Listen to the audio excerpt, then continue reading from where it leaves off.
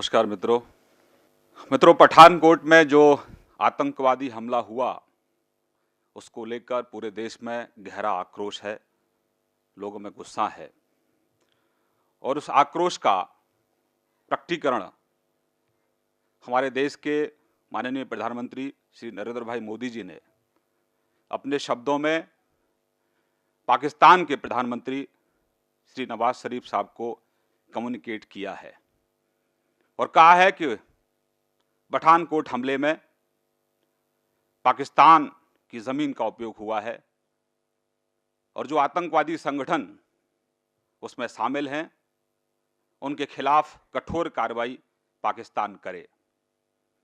और पाकिस्तान के प्रधानमंत्री जी ने भी आश्वस्त किया है कि वह उन आतंकवादियों के खिलाफ कठोर कार्रवाई करेंगे। मित्रों, पठानकोट हमला एक बहुत बड़ा हमला था, लेकिन हमारे जाबाज सिपाहियों ने उस हमले को पूरी तरह से निष्फल कर दिया, यानी कि विफल कर दिया। हमारे आर्म फोर्सेस के लोग पूरी तरह से जागरूक थे, चुस्त थे और उनकी चुस्ती के कारण वह हमला पूरी तरह से विफल रहा। जो पूरा एरिया, जो एयरबेस है, लगभग 18 किलोमीटर का एरिया है और उन आतंकवादियों को एक कॉर्नर में घेर कर हमारे आर्म फोर्सेस के लोगों ने उनको वहीं पर सीमित रखा और उनको मौत के घाट उतारा। हम बार बार अपने आर्म फोर्सेस को इस कार्रवाई के लिए बधाई देते हैं कि उन्होंने अपनी जान को हथेली पर रखकर इस तरह के गद्दारों को उन्हीं की भाषा में जवाब दिया। लेकिन दुर्भाग्य से मित्रों, कांग्रेस पार्टी लगातार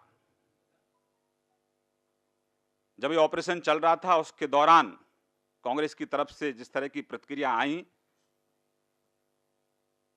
उनकी हम कड़ी भर्त्सना करते हैं।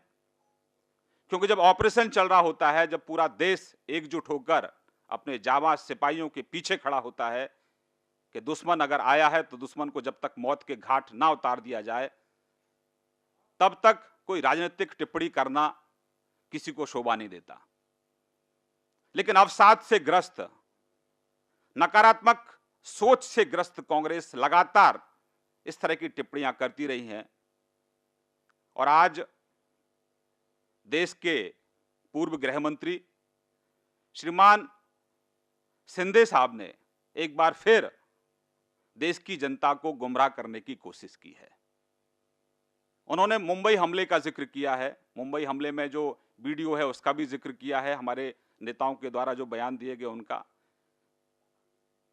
आज हम 26/11 की तुलना पठानकोट से नहीं करना चाहते, लेकिन कांग्रेस को यह जरूर ध्यान में रहना चाहिए कि जब समुद्र के रास्ते 6 आतंकवादी आए थे, उन्होंने किस तरह की तबाही मुंबई में की थी।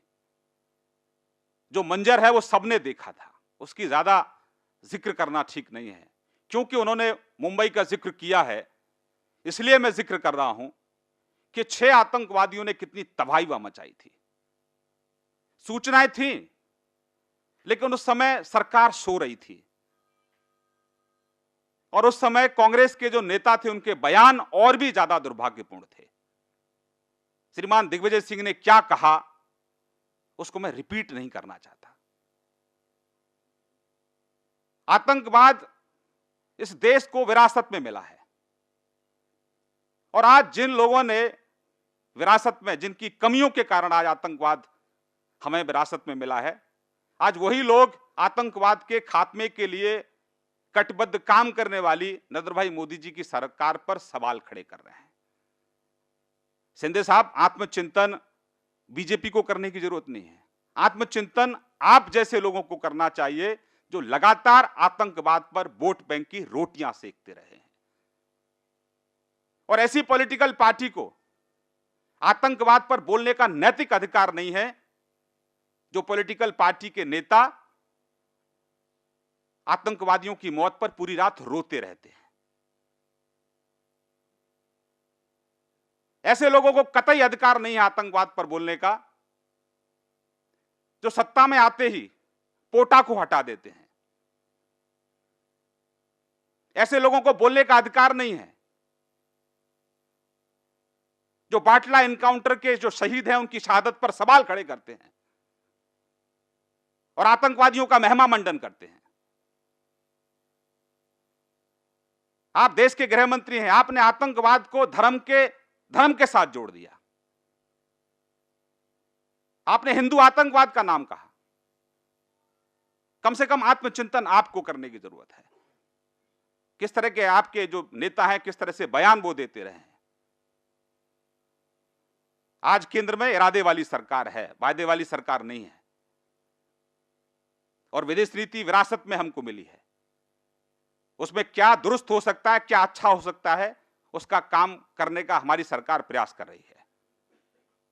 आज आतंकवाद को लेकर दुनिया के तमाम देशों को लामबंद करने का काम हमारे देश के प्रधानमंत्री श्री नरेंद्र भाई मोदी जी ने किया है। आज यूएन में अगर किसी ने मजबूती से इस मुद्दे को उठाया तो हमारे प्रधानमंत्री जी ने उठाया कि अब बैड आतंकवाद और गुड आतंकवाद की परिभाषा नहीं चलने वाली है। अब आतंकवाद के खिलाफ कठोर कार्रवाई करने की जरूरत है और उसमें सभी देश अगर लामबंद होंगे तभी उसके खिलाफ हम कठोर कार्रवाई करेंगे। लेकिन जहां दुनिया के देश आतंकवाद के खात्मे के लिए लामबंद हैं, वहीं कांग्रेस आतंकवाद का राजनीतिकरण कर रही है।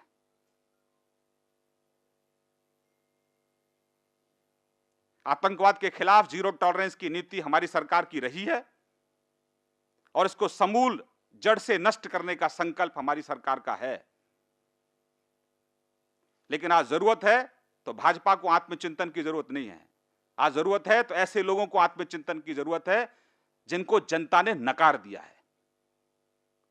क्यों नकारा, उन सब बिंदुओं पर आज कांग्रेस को चिंतन करने की जरूरत है। सुशील शिंदे साहब, आप उस पार्टी के लोग हैं जो हाफिज सईद को साहब कहते हैं, उस्मा बिन लादेन को ओसामा जी कहते हैं। आपको तो मॉरल राइट नहीं है। आप में इतनी ताकत कहां से आती है बोलने की? आवश्यकता है कि आप थोड़ा आत्मचिंतन करिए। और जनता ने आपको क्यों नकारा? जनता ने इसीलिए नकारा है कि नकारात्मक सोच से आप ग्रस्त हैं। जहां पूरा देश एकजुट होकर आज हमारी आर्म फोर्सेस के साथ खड़ा है और वहीं आप वोट बैंक की पॉलिटिक्स कर रहे हैं। विदेश नीति पर आत्मचिंतन आप भी कर लीजिए।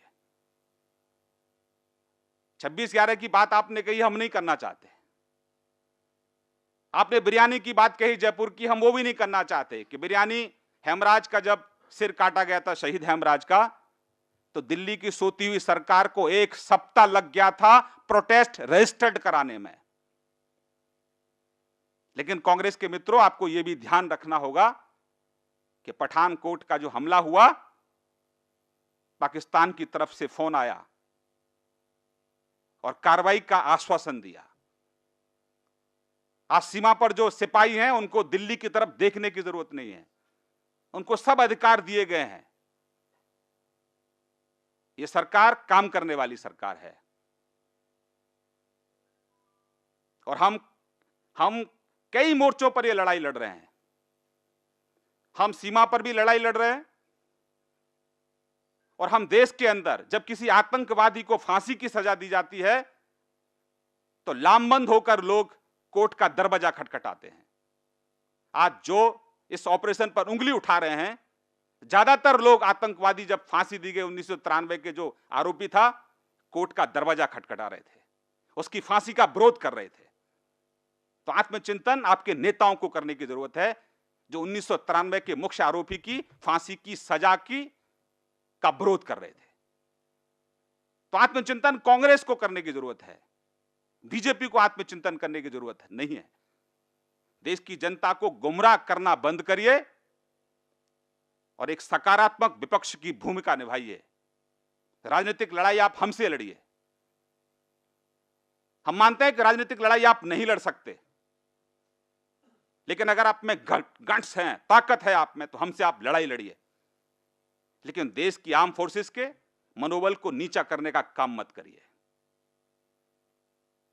कांग्रेस द्वारा जो दिए गए बयान हैं, भारतीय जनता पार्टी उनकी कड़े शब्दों में निंदा करती है और निवेदन भी करती है कि राजनीतिक लड़ाई आप हमसे लड़िए, लेकिन आतंकवाद के नाम पर जिस तरह से दुनिया में तमाम देश लामबंद हो रहे हैं, आपको भी सरकार के साथ खड़े होने की जरूरत है और इस तरह की जो ताकतें हैं वो आगे अपने पैर ना पसार पाएं, उसके लिए आपको कहीं ना कहीं सरकार के साथ दिखने की भी जरूरत है।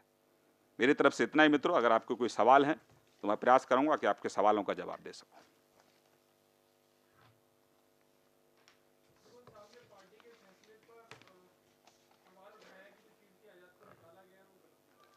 बहुत बहुत धन्यवाद।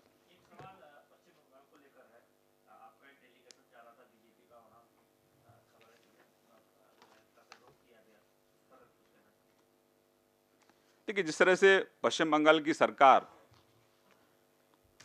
लगातार वहां जो असामाजिक तत्व हैं, वोट बैंक की खातिर ऐसे तत्वों को वहां बढ़ावा दिया जा रहा है और जिस तरह से मालदा में घटना घटित हुई, अपराधियों के खिलाफ कोई कार्रवाई वहां नहीं हो रही है और पूरी घटना का राजनीतिकरण किया जा रहा है, तो हम आग्रह करेंगे कि वोट बैंक के चलते जो असामाजिक वहां तत्व हैं उनके खिलाफ वहां की सरकार कठोर कार्रवाई करे और उस जो घटना है उसका राजनीतिकरण ना करे। बहुत धन्यवाद।